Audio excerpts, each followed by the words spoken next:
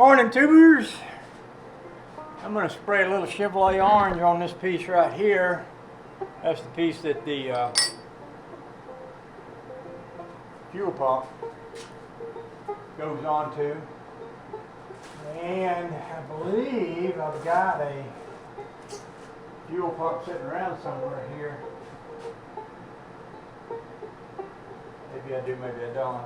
Obviously, I never could have one I could sit over here to keep the paint off of that. I could use. Could also use this little thing right here. Just sit this right there, and spray over that. That way, I can paint the part of this that isn't going to have a gasket and fuel pump bolted to it.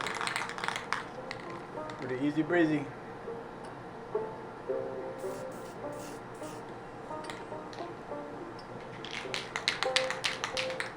Sometimes you just have to take your time and shake, shake, shake, shake. Your bypass, shake, shake, shake, shake. Your paint can, shake, shake, shake, shake. Your paint can, shake it up, baby, and let it roll. Shake, shake, shake, shake. Your paint can, shake, shake, shake. Your paint can, shake, shake, shake. Your paint can, shake it up, baby, and let it roll. Yeah, like that.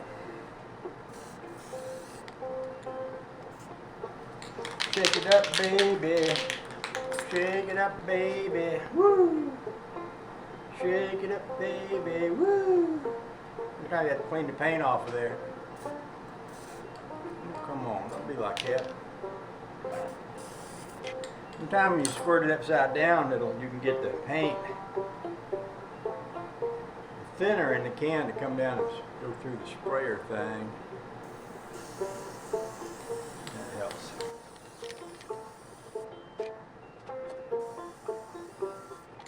I always like to wipe off the little bit that's stuck on the cap there, on the sprayer part. There's that. Okay. So I'm just going to leave that sit and contemplate which way I want to go next on the motor. Oh, I got a couple of heaters running in here today. This one is the big, this is the big heater that is this is an air conditioner heater, Black & Decker. I don't know if you would consider that to be a heat pump. I think it might be a heat pump and air conditioner combination. I know it was pretty expensive, but you know, I didn't have to put a mini split box thing on the outside. And works pretty good in here. This one is more heat, quicker, and I've actually probably got a little more heat in here than I need right now, but it's okay. For the moment, I'm going to leave it be. So, I'm thinking, I don't have my new carburetor yet. I got one ordered, but I'm thinking I could go ahead and drop the distributor in this thing here. I'm actually getting a little warmish. I suppose I could cut this heater over here off, but I could do that. Put my distributor in place, line up the rod. There's a rod that goes down in there. I'm going to need a flashlight to see down in that hole, so let me go get one. So let's take a look at a couple things. First thing we'll take a look at is the timing mark. You see that white timing mark? Well, it needs to be right here where this says 0, right there. So that's the first thing I want to do, is spin this thing over until that mark lines up with that mark. And probably all I got to do is just kind of bump it a little bit. I don't want to go fast or far. Just a little. Oh, see, that went a long way. This thing is jumping because it isn't grounded. The motor isn't grounded to this stand.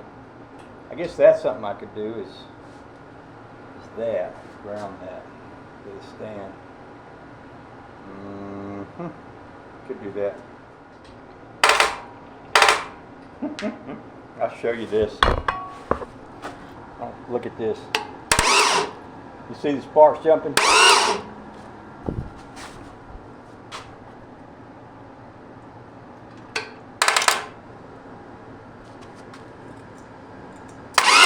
See the sparks jumping?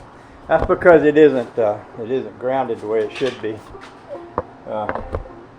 Maybe I can still get it turned enough to get it where I want it.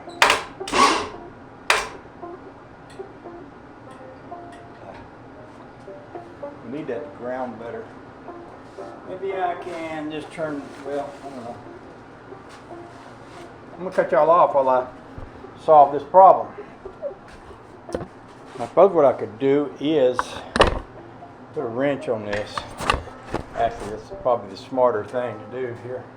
Yeah, let's just do that.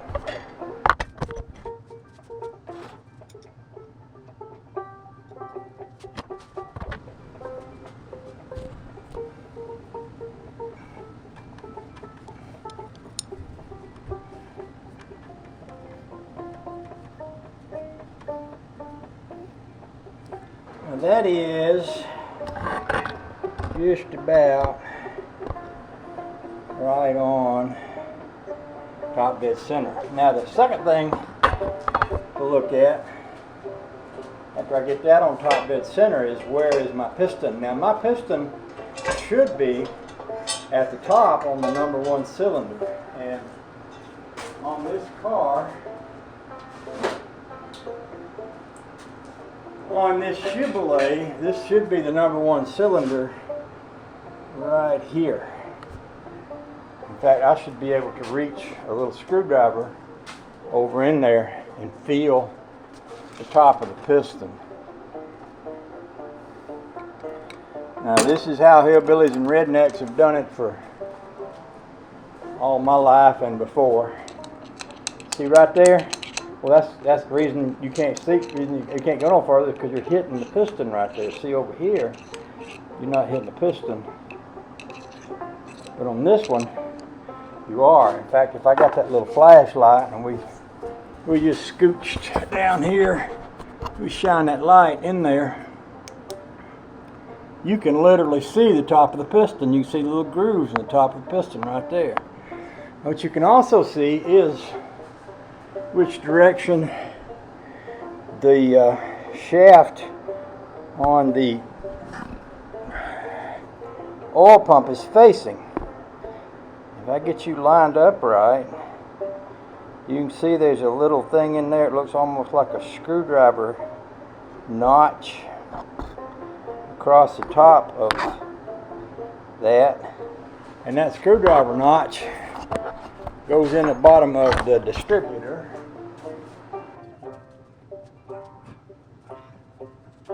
Now you can see, maybe, right there in the bottom of that, you got that notch. So that notch has got to fit in this notch over here. And the little gizmo in here that spins around and around, well, it's got to also point toward wherever you want your number 1 cylinder to be.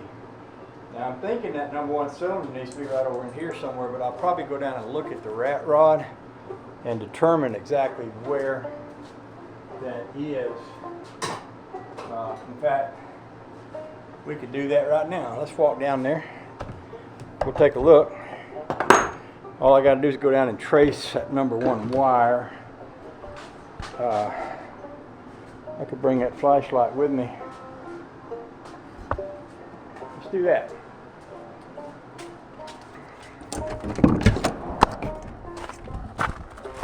Oh my darling, oh my darling, oh my darling Clementine, you are lost and gone forever, but you're always on my mind. There's a lot more to that song. There's a lot more words to it. I think that might be one of them songs where people just make up words, or have, back when I used to sing that song, just make up song, you know. Alright, so here's a rat rod, and we turn this little light on. I picked this little light on up for 15 bucks at the yard sale the other day. I thought that was alright. So let's see. The number 1 plug wire is right there. So what I want to do here, I want to to trace this number 1 wire. It goes underneath the number 2 wire and over the number 3 wire and past the number 4 wire.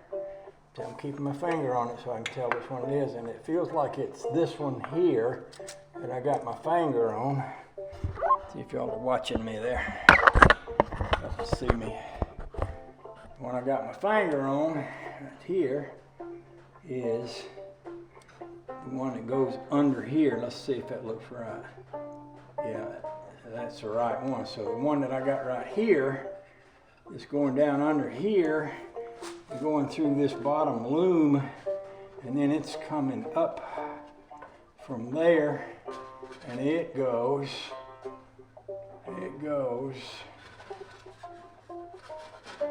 So on this motor, it's going to right there. Now somebody told me once that this was on the wrong side. When I say this little vacuum advanced thing, they told me it's supposed to be over there. And it could be over there. Probably wouldn't hurt if it was over there, and it may have needed to be over there for some applications. I think it used to be that your coil would sit on this side and that thing would face over on the other side. So I guess what it amounts to is that could be anywhere. See, it used to stick out over here, but then it's in the way of that. I don't mind it sticking out over there. Let's go up around there and see. As long as you get number 1, the number 1 wire lined up with the number 1 plug, and you can work from there. Probably if I looked at one of them other cars, well, let's look at one. Let's look at the Studebaker.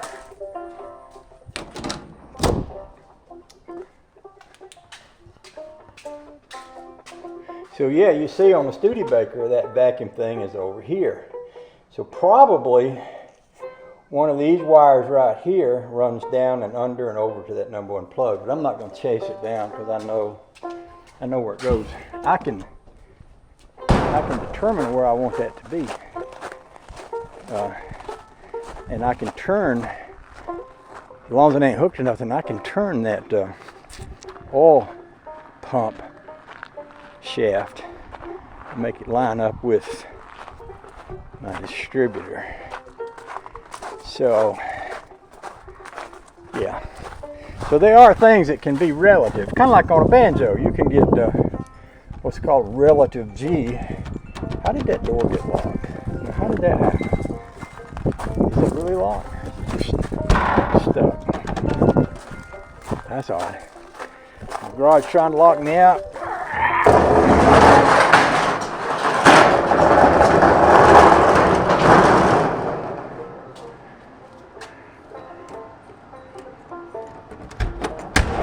It must have been the ghost of Christmas past that did that. So let's take the distributor cap off this. I might need to shed a shirt. I'm warm enough in here, so I feel like I need quite all these shirts. I got 3 on. It might be too many. Start by taking 1 off.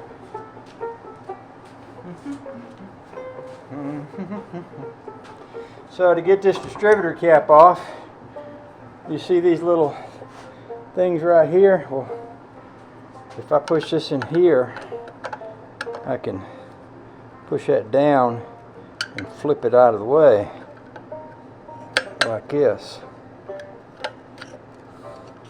Here's another one right here. Do the same thing. Push that down, turn it out of the way. We got 4 of these. Push that down. Turn that out of the way. And here's number 4. This was the distributor that I was trying to get 63 Impala to put in his car, but you think he'd go along with me? No. Think he'd do what I said do? No siree, Bob. He's going to do it his way. He's running an old antique Mallory with a coil, which is not a bad idea.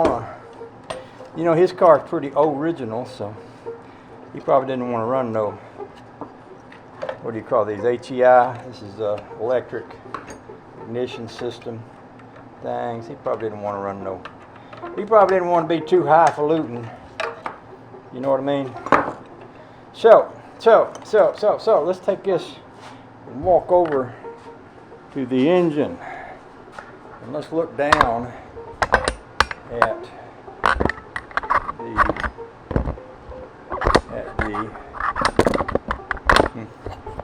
let's look down at the hole there. So we already know that this shaft is facing crossways. He just had that. You just looked at that shaft a while ago. So the shaft is facing straight across like this. So that means this shaft down here has got to be facing that same way. So if we put that shaft there, by the way, here's an interesting point of reference. If you see that shaft right there, and you see the little red knobby on this thing that turns around, you'll notice that and that shaft both point the same way. That shaft points right there, and that's right where that red knobby is. So I can basically, if I put this in here and I have that red knobby facing this way. Now right now I've got that red knobby facing toward the right valve cover on the back of it. Now there's a couple things this has to do. It has to slide down in onto the, you notice, you see how that turned when it went down? And then it turned back a little bit. And now you notice that this isn't turnable anymore, it's solid. The reason it's solid is because it's now hooked into that oil pump shaft. Now there's a gear, I should have showed you the gear. I don't know if I got a distributor here, but there was a gear on the bottom of this shaft when it went down in there. That gear shaft is driven off the back of the camshaft, and that straight knobby goes into that oil pump. So now, if I spin this motor over, it's going to spin this around, and it's going to drive that oil shaft. So what I can do now, if I know, by the way, see, I can move this too. See, this just because I've got it there don't mean I can't still put this over here. So right now that shaft, this knob here is pointed to basically right over here. I'm hoping you can see what I got this point of my finger at. I don't know if I can or not. Let's take a look. Yeah, you're looking in a good place. So if I put this on it, if I put this on it,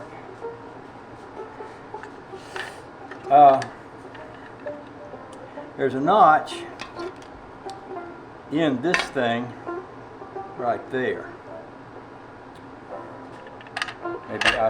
Maybe I should show you that notch. So you see that notch right there? Well, there's also a notch in the bottom of this thing right there. You see that notch? It's just to the high side of where that thing is. So the way this needs to go is that notch and that other notch needs to kind of hook up. So that means that this here, what I got my finger on now, all these need to be turned out because I don't want them to get up under that. So that means that this thing right here, where this notch is, needs to go right there.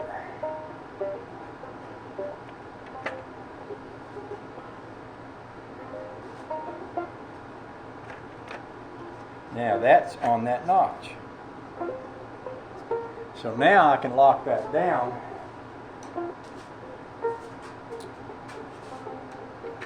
right there by, I'll show you this again.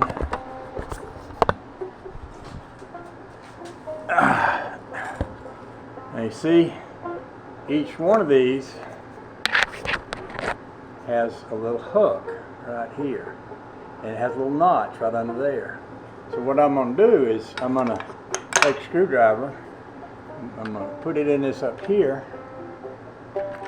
and I'm going to see that moving right there. So I'm going to drive this down I'll push it down, and then I'm going to turn it so that it goes up underneath that, and it hooks into that. See, that's what holds this in place. Now I'm going to go around to the other side and do the opposite side. That kind of locks them. Kind of locks this thing on here so it won't flip off of there later on.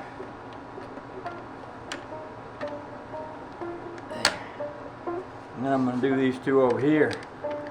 This one.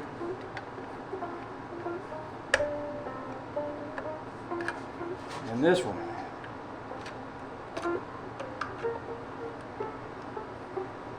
So right now,